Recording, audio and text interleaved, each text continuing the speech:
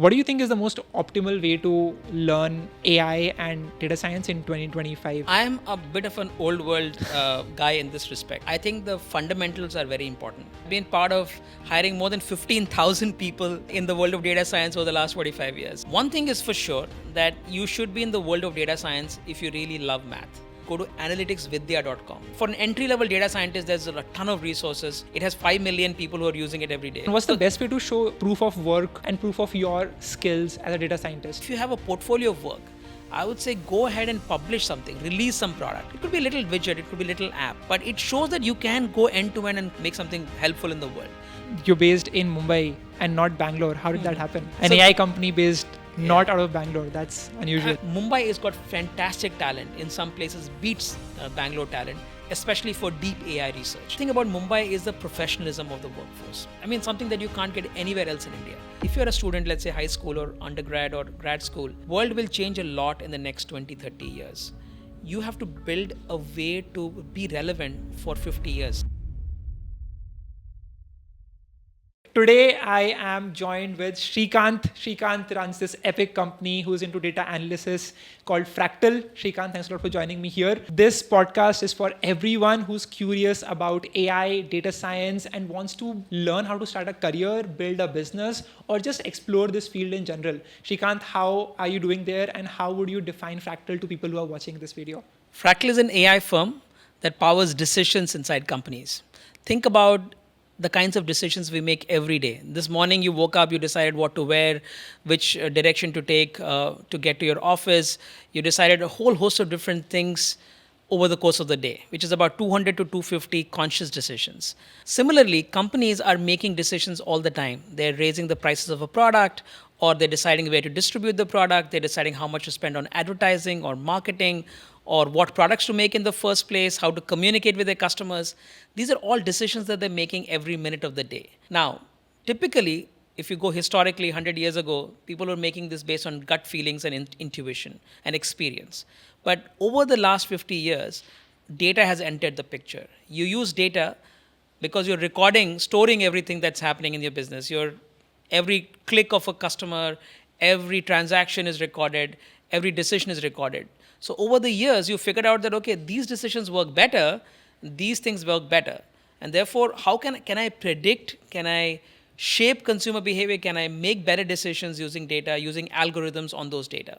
That's really where Fractal is born, powering those decisions using algorithms.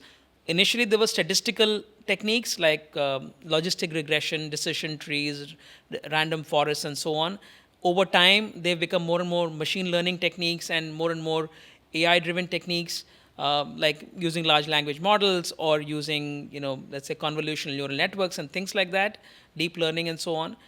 Number one. Number two is structured data, which was things you can put in an Excel spreadsheet or on a database, to things that are text, video, voice, and so on, right?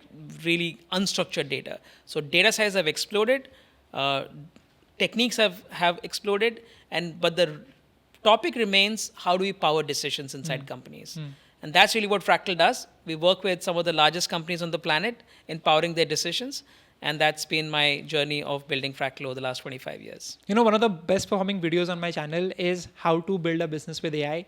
And so my audience is really curious about how to do that. You've already been doing it pre-generative AI era. So we'll talk more about that in just a minute. But you just mentioned all the different techniques that people use to, evaluate data and predict numbers and decision making. So let's go deeper into that, right? You must have hired a lot of data scientists and AI engineers in your experience building Fractal. Let's go deeper and tell me more about what is the scope of data science, AI engineering for people who want to get into it in 2025. What have you observed, and sort of how do you hire people in this field?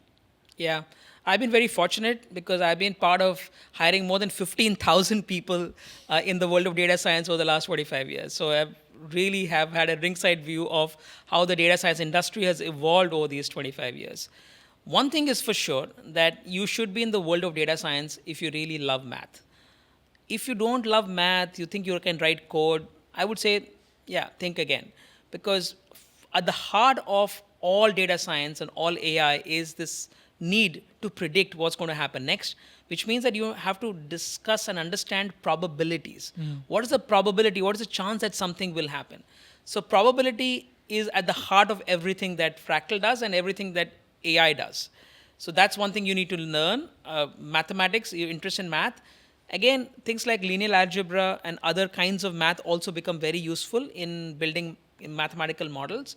But in general, probability, statistics, linear algebra, these are the kinds of interest areas you must have in order to be eligible for being in the data science industry. If you can write code, excellent too, because you have to write, eventually you have to write programs that can do these kinds of things and help companies make decisions or anybody make decisions. So you need to understand a little bit of coding too, but that's something that you can learn. Fundamentally, your interest in logic, interest in mathematics, probability and statistics is important. Now, what kind of engineering or what kind of background do you need to become a data scientist? I think generally speaking, we've seen that engineering lends itself to mathematics, to data science also, because in general, in India, engineering is correlated with math expertise or math understanding. But engineering is not necessary. If you're really strong at math, you have a good starting point. So we have seen success with economics graduates, business MBAs. We've seen success even with accounting graduates. Especially if you have a love for math, you can get into the world of data science. Now, how do I learn what does it take to become a good data scientist? Essentially, you have to have this knack for prediction or using mathematical models. What you do essentially in all AI is to go back and see what if you had a time machine and you could go back and you could look at the data at the time when you made the decision. Could you have predicted what would happen? Just let me give you an example. Let's say I am in the business of lending and issuing credit cards, right? I am trying to figure out which customers will default on the loan, which customers will pay back the loan on time. It's very important to me because that will determine whether I can build a profitable business or not. And these models are very important. These are risk models. Now, I've been in the business of lending. Now, I go back and see, okay, at the time I lent to this customer, what did I know about him or her? And could that information have led me to conclude that he or she would have paid or not paid the loan? I look at those kinds of patterns in data. And so you have to look at that past data, make that time machine lens and see what would happen. And then you can divide, okay, these kinds of customers who had this data performed well. And these kinds of customers who did not have this data performed poorly. Right. Therefore, now when I see a new customer, I should be able to guess how will she or he behave. And you can use something like a decision tree to understand if I should loan this person or not. Yes, you can do a decision tree. You can do other logistic regression techniques, machine learning techniques, deep learning techniques. So that's the fundamental idea is of prediction. You're expecting what is going to happen next, and by looking at historical lens. So think about the large language models that we use today. Large language models are based on predicting the next word. So how you train them is you give them, let's say, a page of text, right? Let's say from a textbook, and you give some part of the textbook and mask out some other parts of the page. Now your goal is to predict what is the word that is masked out or missing. By learning, and once let's say you fail at doing that, you'll be given the answer. Now by going through many pages of text like that, you start to figure out that if there's a sequence of text, this is what follows. For example, you say that the best city in the world is, and let's say Mumbai is more likely to come than Bangalore, let's say. I mean, given that we are Mumbai and Bangalore people here. So by looking at the probability of how often Mumbai occurs in text versus how often Bangalore occurs in text, it will pick which one to choose.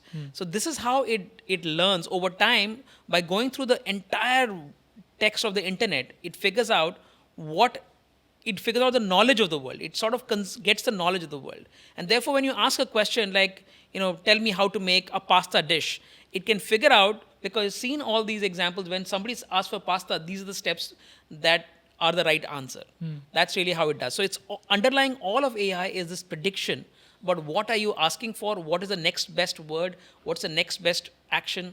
That's really underlying all of AI. Throughout the time that you've been hiring people, you must have noticed a shift in the skills needed today versus what were needed maybe 5 years from now.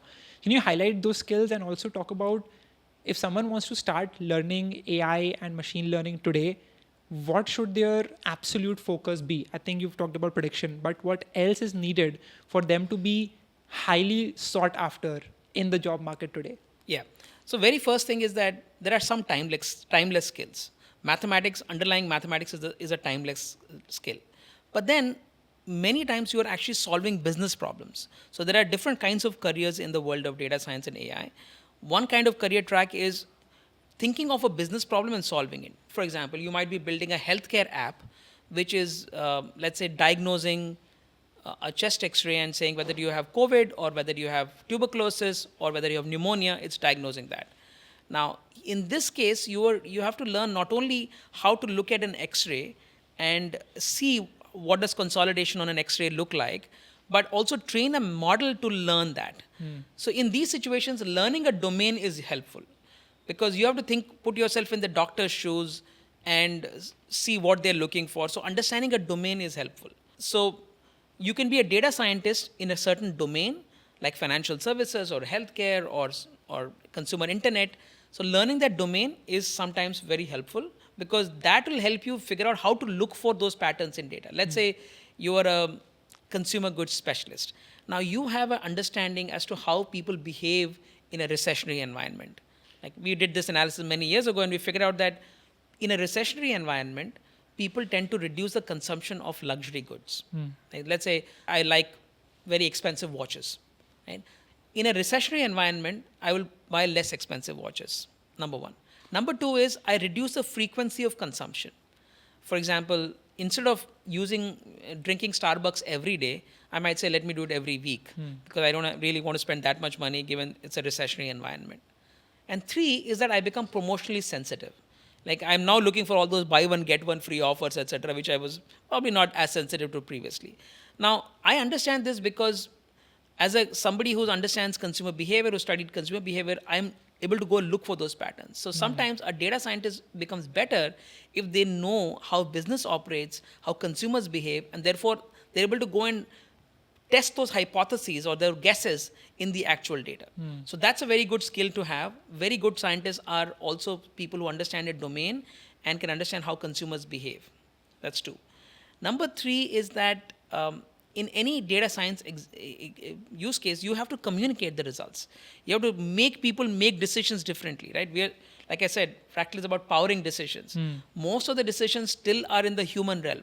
So you have to go and influence somebody to say, hey, look, instead of doing this, hey, doctor, instead of using your current intuition to, let's say, diagnose chest X-rays, why don't you use this report that I'm producing automatically through AI and on top of that? But you have to convince this doctor to use it, and doctors are not necessarily easily convinced. Therefore, your ability to influence, your ability to communicate the ideas and simplify what's happening in the math and helping them understand and use those decisions is also very powerful. So if you understand domain, if you understand, let's say, the influence and communication tactics, if you understanding mathematics, that leaves us with one last topic, which is engineering. In case of all data science and AI, underlying there are lots of data sources. You have to combine those data sources, build those data pipelines, and write that code that helps you automate that decision. Because eventually, once you deploy that solution, in some place it's working real time, answering questions, etc. For that, you need a lot of technology and engineering understanding. So these are the skills that constitute the careers in data science. If you're strong in engineering and understanding the mathematical techniques, then you are called an AI engineer. If you understand a domain and you understand data science well and the math well, you can become a data scientist. And if you are, let's say, you can be a commercial person or a communications person or a business leader if you can communicate the results of AI and solve business problems for them. So these are the kinds of careers that exist in the world of AI. Very cool. Now, there are always various different ways to learn AI and data science. One way is obviously taking the degree route. You go sign up for a 4-year-long degree, or you take up like a online course that can help you get there in about a year or two. What do you think is the most optimal way to learn AI and data science in 2025? Is it through using free tutorials and courses on YouTube? Is it maybe Coursera, or is it going to be like a full-blown degree in your experience today? I'm a bit of an old world guy in this respect. I think the fundamentals are very important. So what I call as first principles thinking, your ability to think of a business problem right from scratch, right? For that, you need to understand a domain a little bit. You need to understand math very well. So that grounding is very important. So high school level math, especially probability and statistics and linear algebra are very important. Now, once you have the basic, those skills, you may or may not do a 4-year engineering program. 4-year engineering programs do work because they teach you a lot of different techniques of, now many of the computer science programs have lots of AI techniques in them, so it will be helpful. But even otherwise, you can start looking at YouTube videos and learn from it. The best ones, I would say, are there are courses by deeplearning.ai, which are very good. There are courses by Coursera, which are usually pretty good. And then there are many of the, Harvard, MIT, Stanford, all of them have very good AI courses that they have, really university level AI courses that they are freely available. So I think 3 sources which I absolutely love, just want to talk about that right now, is 3 Blue 1 Brown, has amazing visualizations to understand math and like basics of neural networks.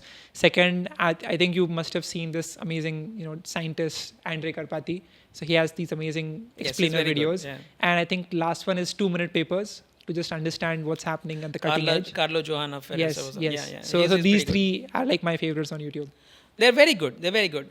I would just add to that, the deeplearning.ai also has got very good courses. And one of the best way to get started in the world of AI is go to analyticsvidya.com. Analytics Vidya has, for an entry-level data scientist, there's a ton of resources. It has 5 million people who are using it every day. So it's pretty powerful to use as well. Very cool. So you see a future in which people can become legitimate data scientists by learning for free on YouTube and doing just that.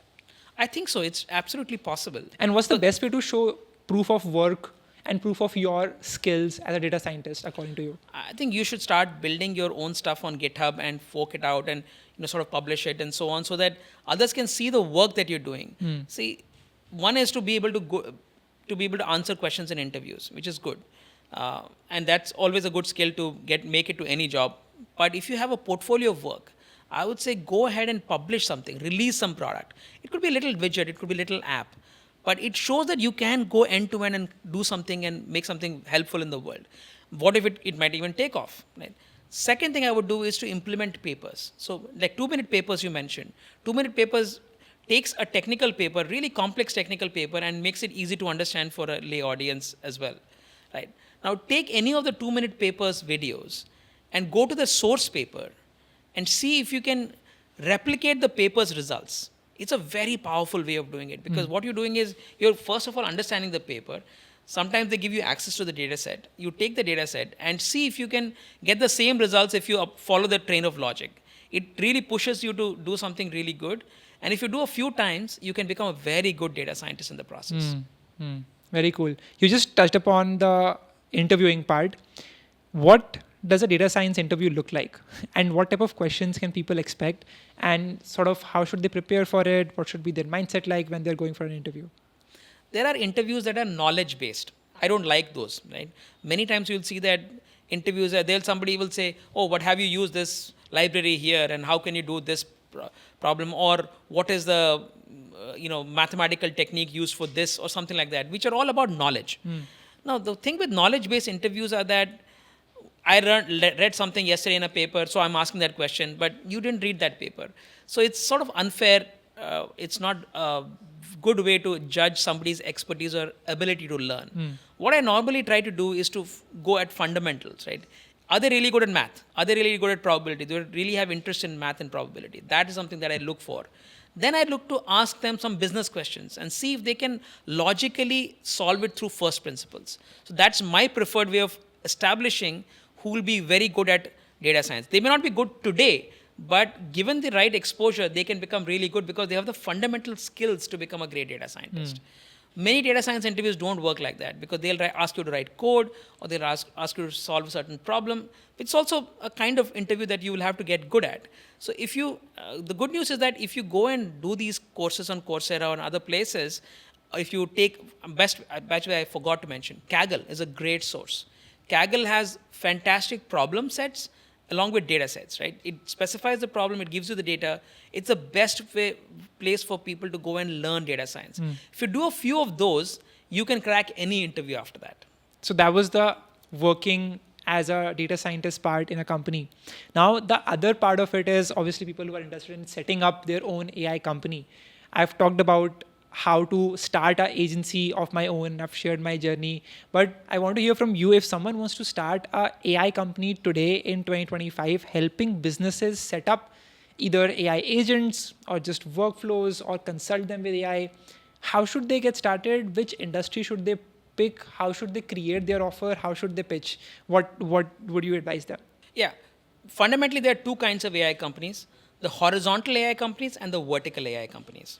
Horizontal AI companies are trying to solve a very large problem, which is like I'm perplexity, I'm trying to do AI search, right? Or problems of that ilk, like Cursor, which is saying I'm going to use AI to write code. They're tackling fundamentally very broad challenges, and they're trying to build an app or something to enable that. These are hard problems.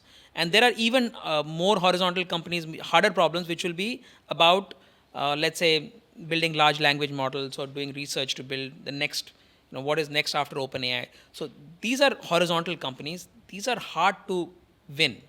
They need much more capital, and you need serious expertise to do that. So that's one kind of AI company that you can do. Then second are the verticalized or narrower AI companies, which is take a problem and solve it really well with AI. Let's say I'm doing a healthcare AI company, then I'm saying, okay, how do I detect COVID in an X-ray, or how do I take a sample, image of a blood tissue, or let's say histopathology slide, and then guess what's happening, is there cancer in it?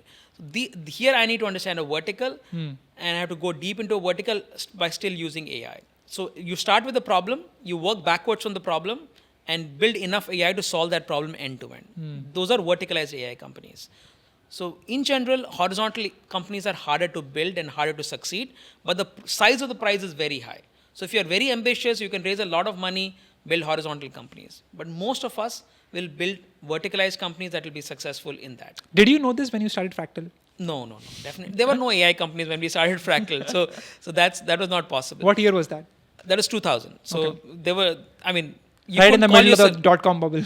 Nobody called themselves an AI company. Not even Google could call itself an AI company. You were an AI company in the .com boom. Yes, indeed. So just coming back, one more point if I mention. So horizontal vertical is one way to look at it. The second one is B2B or B2C. Right? Are you solving a fundamentally B2C problem, meaning to the consumer directly? That is very, very powerful, because the chance of building scaled businesses is very high. Or are you solving for businesses, B2B? My general advice is B2C works beautifully in India, especially if you can raise capital. B2B, I would not say do India. I would say think of the globe. Because Having clients around the world. Yes. Yeah. Build a B2B product, but have clients around the world. Do not target India. There are some who target India for B2B. That's a graveyard of companies that haven't been able to scale. Right. I would say B2B, go US or global. B2C, stay in India, because absolutely the best place to build, because we have the population scale. We have 1.4 billion people. So we can solve any problem at scale in India using B2C technology. Now, when it comes to figuring out what to build, how should someone find an idea or an industry to solve for? And how should they go about building it? Yeah. You have to go with your passion, right? Not every idea, see, what Also, happens tells the is- story of Fractal. How did you do it for Yeah, people to get yeah. some context? I'll get to that for sure. Yeah. See, entrepreneurship is a very hard journey. I'm sure you relate with that, because in general, when you start, you have fancy ideas of what you'll accomplish, and the reality just hits you very, very hard in the very beginning itself. And survival is a tough game. One in two companies fail in the first 2 years, and only 2 out of 100 companies succeed in 10 years. So it's a 2% odds game. So therefore, you have to pick a topic where you can stay put for a very long time without success. So if you're massively successful, of course, everything is okay. But most often, that's not the case. Therefore, you have to stick to a problem that you really understand. And one of the things that's often said about this is, do not focus on the solution, focus on the problem. Right? So you have to really deeply relate with the problem and have the interest and the passion to solve that problem. Your current solution may or may not be the final solution. It may evolve. But if you focus on the problem and you shape that problem very well, chances are you can build a very good business with better and better solutions over time. So focus on a problem that interests you most. It could be something that you got triggered because of some childhood reason. I'll give you an example of how we started Cure.ai. Cure.ai is a healthcare AI business that powers decisions in healthcare. For my father, was sort of not well when I was just graduating from college, and we couldn't find out what was going on. He had this low grade fever for many weeks, and it turned out to be something that we could not diagnose, and eventually he passed away after we diagnosed it. Now, this was something that was in my head for a very long time, that maybe I could solve this problem. So when the idea came to start Cure.ai to diagnose illnesses from X-rays and CT scans and so on, it was something that I could spend my lifetime solving it, because I had a passion to solve that problem. So pick a problem that you get passionate about. So Fractal, you asked me how we started Fractal.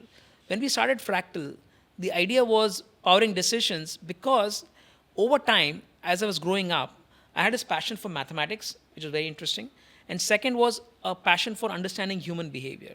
During college days, I started reading about psychology, and I got so fascinated that I told myself that it was a stupid idea for me to do engineering in the first place. I am more interested in human behavior than even engineering. So now I was looking for something that gives me a combination of math and psychology. And then I realized that, okay, in this area of AI and analytics is a place where you're predicting behavior of human beings using mathematical models. So that fit in like a lock and a key. And therefore, 25 years with all kinds of entrepreneurial disasters and risks and failures, I could last the distance because I was so passionate about that problem. So if you find that sweet spot, which you're passionate about, you can really build a lasting business. Now you mentioned that B2C, if you want to do, then you should try with India.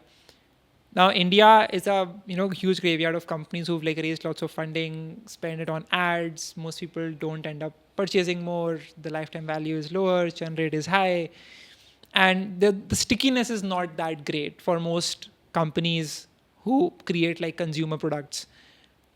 How should someone try a different way? Like what will help them win when they're building a AI B2C company in India? One is focusing on the customer experience. And do you have any examples of some companies? Indian AI, B2C AI companies? Yeah. There are not a lot of Indian B2C AI companies today that have found great success, because with B2C AI companies, especially if it's a purely information business, you have global competition. Unlike China, which blocks off a lot of companies, India invites the likes of Facebook and Google and everyone to compete with Indian companies, and they have many more resources. So if you take a B2C example, don't pick a horizontal use case like Google, and pick a verticalized use case. So that is where I think you'll find most success in. Take a problem like, for example, Healthify is a company that does B2C AI, right? They are about improving your health habits and using AI, right? So that would be very powerful, because India has 1.4 billion people. We have several of the lifestyle diseases like diabetes and so on. So there's an incredible amount of value in helping Indians manage their health better. And therefore, anybody who takes that problem and goes deep into it and builds a amazing customer experience has a great chance of winning. Healthify is a good example. We have examples like Arogya Setu or Covin, which are government examples. But you can see that in healthcare, there are many places. Education is another area where I think there will be a multi-billion-dollar AI company optimizing health, education. Right? So if you can really focus on what people want to learn, especially primary school up to high school, and being able to provide AI-driven personalized education, which meets the student where she or he is and gives them exactly what to learn, it could be a game-changing application. India will be willing to pay for it. Indians are willing to pay for it, as evidenced by the fact that people were paying for Baiju and other kinds of edtech companies. But what is a modern edtech company that puts AI at the center and improves educational outcomes? I think there's a multi-billion-dollar company out there that's to be created. There's a company which comes to my mind called Matix, which is like a mental math one-on-one app in which like you match with another person and you solve just mental math questions. And it gets addictive because in 1 minute, you have to solve as many mental math questions as possible. And that can be great for education, and it is like a AI tool. And not many people know about it. It's like a game Yes. But it can scale very well and it is from India. So I just thought of mentioning that over. That's a great idea. Yeah. See, we are moving from an era, what we call a software 1.0 era, to a software 2.0 era. Software 1.0 era was about rule-based software. Like think of any major Flipkart or anything you think of. There are menus. These are predetermined. It's all rule-based, right?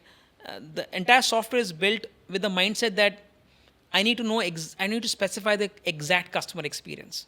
Software 2.0, every tab will be AI generated. Every content in every tab, everything that you click will be AI generated. So these kinds of companies fundamentally will be built differently. There'll be LLMs behind the scenes, and you're thinking of what is a customer asking for, and literally every click is a prompt that is generating a kind of output for them. These kinds of companies will fundamentally reshape customer experience in the age of AI. Right. And education is a specifically good topic because today, if I'm not able to solve a problem in calculus, it's not because I don't know calculus. It's because I did not study, let's say, permutations and combinations when I was in 8th grade or 9th grade. And that, if AI can figure it out and give me a little example to unblock me from that understanding and make progress, then I can become a really good calculus expert. So AI can fundamentally understand and move you forward. And that's why it's so powerful in education. I think one thing that people struggle with a lot is fine, they've identified a segment, built a product, but now they want to sell. Right? And that's a place where like even I'm learning every single day. But what has worked for you in the last years of you building Fractal? What works for sales and how do you sell effectively in the space of AI? Yeah. I'll give you an example of a company called presentations.ai. Presentations.ai is a text to presentations company. I just met the founder a couple of weeks ago. And what he has done is absolutely remarkable. He is completely thought through of a PowerPoint-like experience, but the presentation is generated with just a prompt. It's beautiful user experience. He has about 8 million users with 700,000 weekly active users. Indian company, 700,000 weekly active users. And when you make the presentation, if you export, you have to pay. But otherwise, it's all free. It's amazing that he focused completely on the experience of the person, right? And for example, if I said I want to create a fractal presentation on AI, it would go and pick up the design templates from Fractal's website, so that the color, look and feel, and everything is based on that, right? So that is the kind of experience you can create with AI tools. Now, this product is selling by itself, and without any SEO, SEM, any marketing, just the product-led growth is created this 8 million users. So there is a value to cracking that experience in such a way that shareability increases. Yeah, people are attracted. Now, Perplexity is another example of a B2C consumer app that has really gained traction, right? How has he done it? First of all, fantastic user experience, right? Cracked it.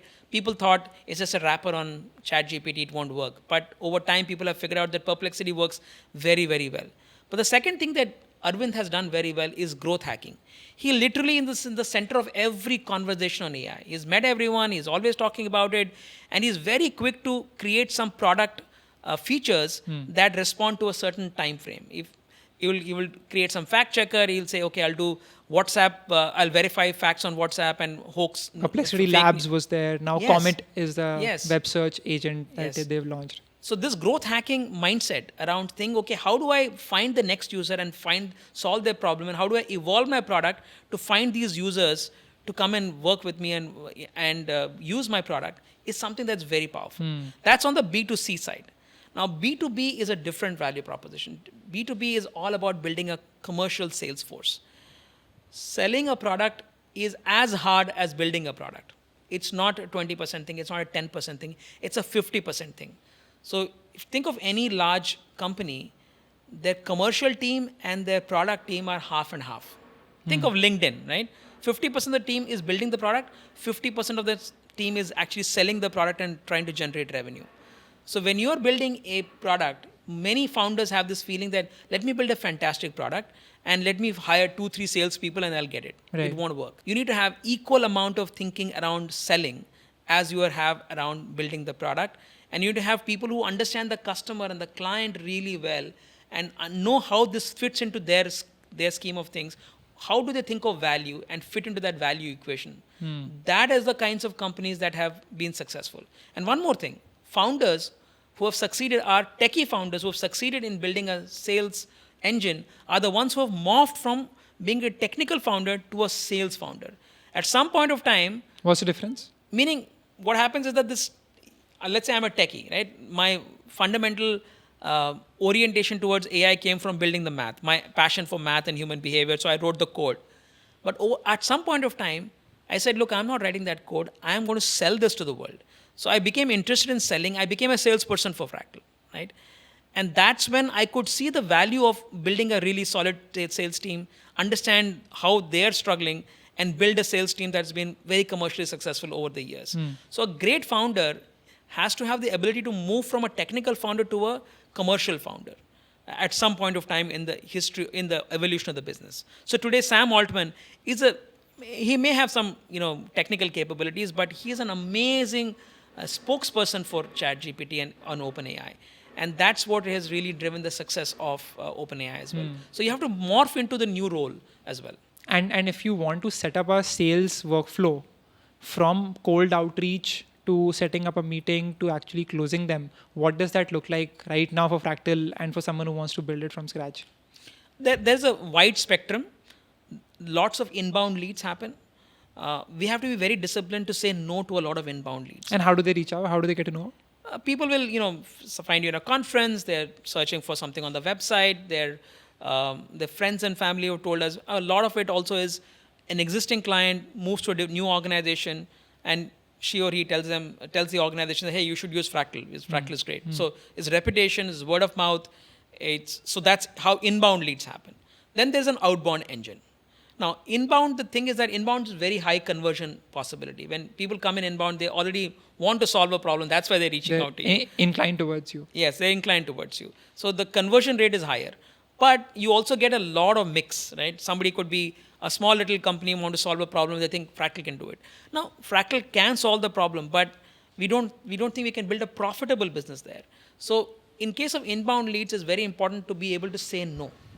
To know that, okay, this is the kind of problems or these are the kinds of clients I want to work with, and therefore these are the clients I want to say no to. Strategy is always about saying no. So inbound leads, say no. And outbound leads is to be very focused on who to go after and who not to go after. So now that you know who to go after, so Fractal has a formula called 10, 20, 30. 10 billion in revenue, 20 billion in market cap, or having 30 million end customers.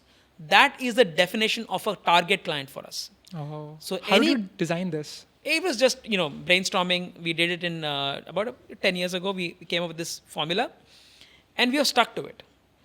Which meant that any company that doesn't meet this threshold, we say, sorry, but we can't serve you. It's a very hard thing to be able to say no. You're a startup, you're desperate for revenues. You feel like, hey, this is money. Why am I leaving money on the table? But then what happens in our business is that we want any business with our client to be scaled business. We want to do many millions of dollars every year with them. That's how we can build a big business, right? Fractal is roughly a 3,000 crore revenue business today because we have been focused on big companies and serving them very effectively. So knowing what is your strategy and sticking to the strategy is important. And then there's a pipeline, which is, okay, the first conversation happened, first meeting happened. Logically, there are 3 steps in selling. Number 1 step is understanding the problem. You reached out, you had a conversation, and if you had, let's say you've established your credibility enough to have the permission to know what the problem is, right? The client is saying, okay, let me spend some of my time in explaining what I'm trying to solve for, because I think you're a credible company. So you establish credibility quickly and get to understand what the problem is. It might take you not just 1, 2, 3 different conversations, but logically this is one step, first step, which is establish credibility, learn about the problem. Second step is build a vision for how this problem will be solved. I don't have to fully solve the problem, but I have to be able to give them a client that this is how you potentially can solve this problem. This is the path to solving this problem. Here's a vision for how to solve this problem. It should be so good that the client says, I want it right now. I want to click to buy, right? That's how good it should be. But you have to work hard to get there. That's second step. The third step is logistics, price, commercials. Now that you established the problem, you know how to solve it. It's all about making sure that you're signing the NDAs, you're sharing the data, and you're signing the commercial contract. That's the hopefully the easy part. It's process driven, but it's not hard. Right. So by the second step, you should have won the client, and third step is about making sure that you've got those revenues in the books. Very cool. So that was, we discussed how to get hired as a AI engineer, data scientist, how to start a AI company. But then there's another element which I want to talk about, which is, India AI mission. The idea of building a large language model with the context of India. Why was this created? Obviously, the government is involved. Why did they want to build it, especially in an environment which has the biggest players out there, ChatGPT and every other big company, Claude and Gemini. And I'm sure everyone has seen the news that Fathom R114B is a model that you've recently come out with. What is the significance of that? What all can people build on top of that? And what all are you building in the world of generative AI with Fractal? That's a lot of questions right there. But let me start by talking about India AI mission. Many years ago, India started looking at AI very seriously.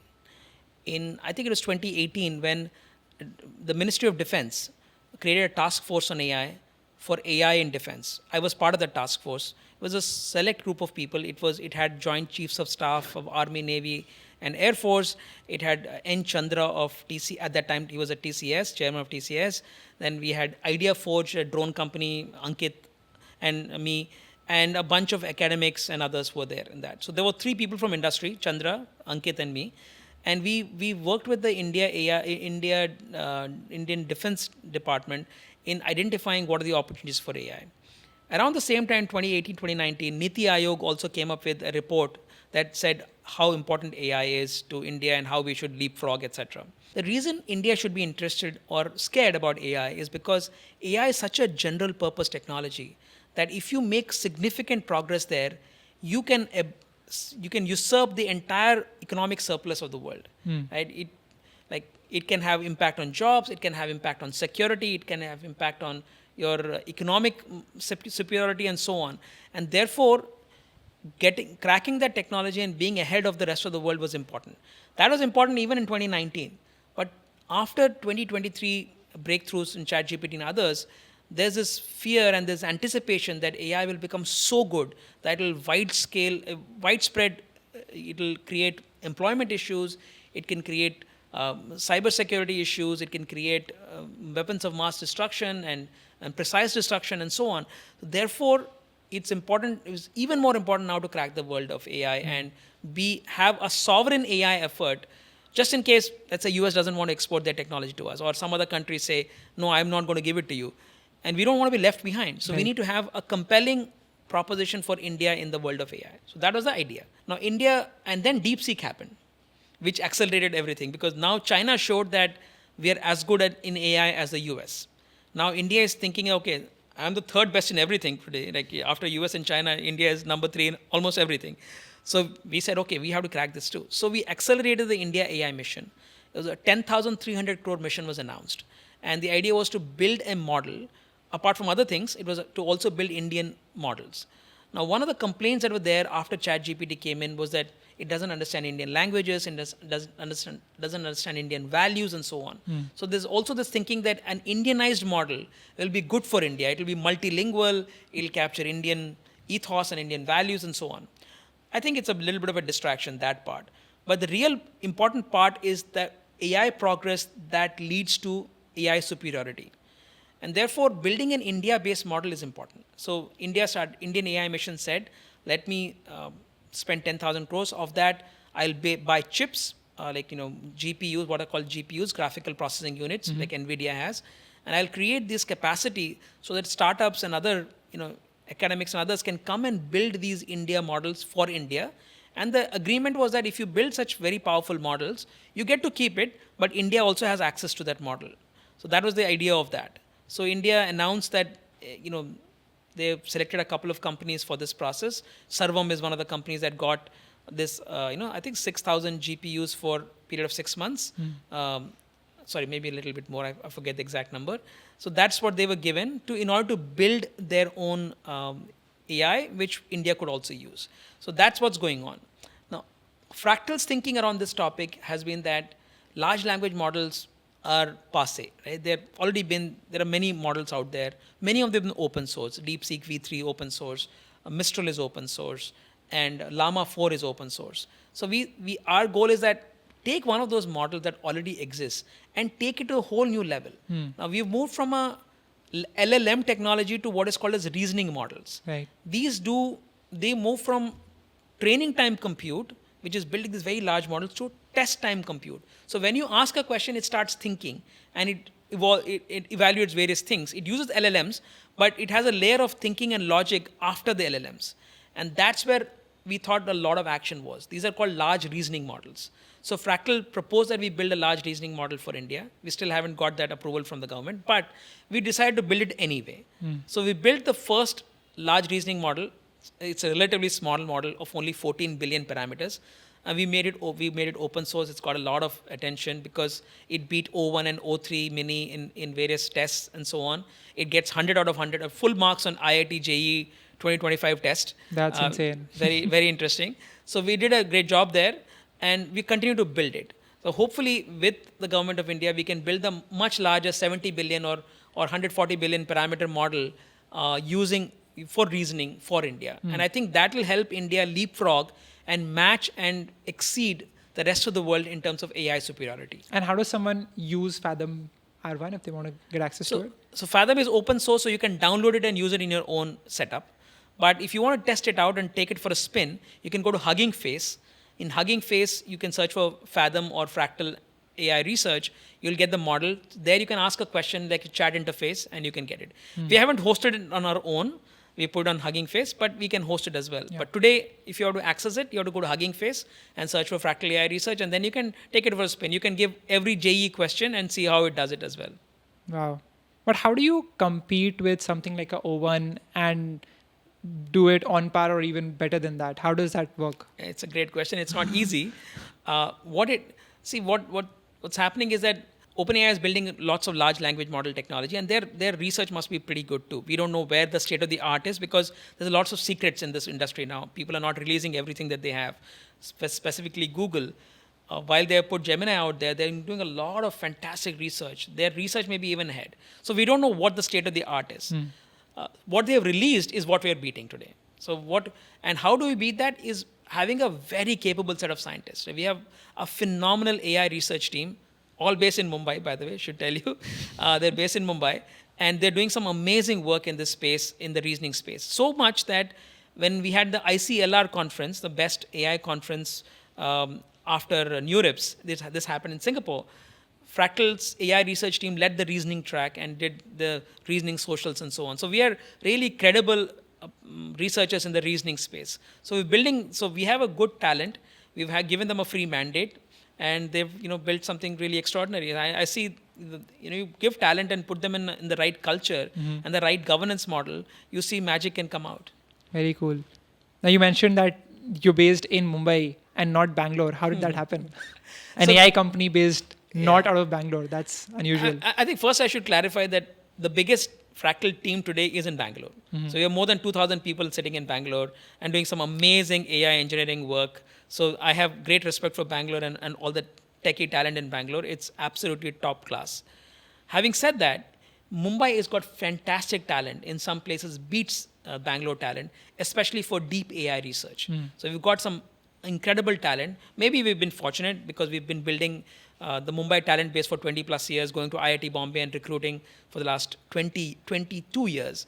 So we have had a ringside view to amazing talent being developed in India's engineering colleges. We've been able to hire them in Mumbai. And the other thing about Mumbai is the professionalism of the workforce. That is something that you can't get anywhere else in India. So we found Mumbai to be a fantastic place to build AI research talent and progress the world of AI. Very cool. Now, one last message for people who are watching this video. They've watched till the end, understood how does the business side of AI work, how to get into the world of AI and work, and obviously what India is doing and the model that you're building. What's one advice that you have for them that they need to take away from this? For a student, I think most important thing for you to think about today is that if you're a student, let's say high school or undergrad or grad school, is that world will change a lot in the next 20, 30 years. You have to build a way to be relevant for 50 years, right? Because your career is 50 years long. I advise them to become serial experts. So what is a serial expert?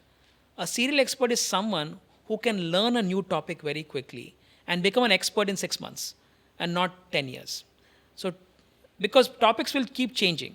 How to do that? Yeah. What is the So best you way have do to that? have the ability to learn, right? Which is take a topic and can you go and find all the information? Can you absorb that information? Can you try some stuff? And can you do some internship? Can you get some projects? Can you put some things out there? Can you release a product? Can you do all of that in short span of time to accelerate your learning relevant enough that you can be employed or you can become an entrepreneur in that space? So you become a serial expert, and when that topic becomes unfashionable or outdated, you move to the next topic. So that's the kind of mindset that a student has to create, become a serial expert in things. As far as an entrepreneur is concerned, I would say that if you're an entrepreneur, pick a problem that you're deeply passionate about, and you have to really last the distance. So build a team of people around you, friends, advisors, family members, landlords, whatever, everyone that you're working with, you have to make them believe in your idea. So create an ecosystem around you. Don't be alone. Many founders go into a shell, think that they have to crack the problem themselves. Instead, build a community around you, and that's when you can build a great business in AI or anything else. Amazing. That was the podcast. Thank you so much, Shrikant, for taking out the time. For the people who are still watching, if you have any questions, let me know below in the comment section. Also, try out Fathom on Hugging Face, and we'll see you in the next video.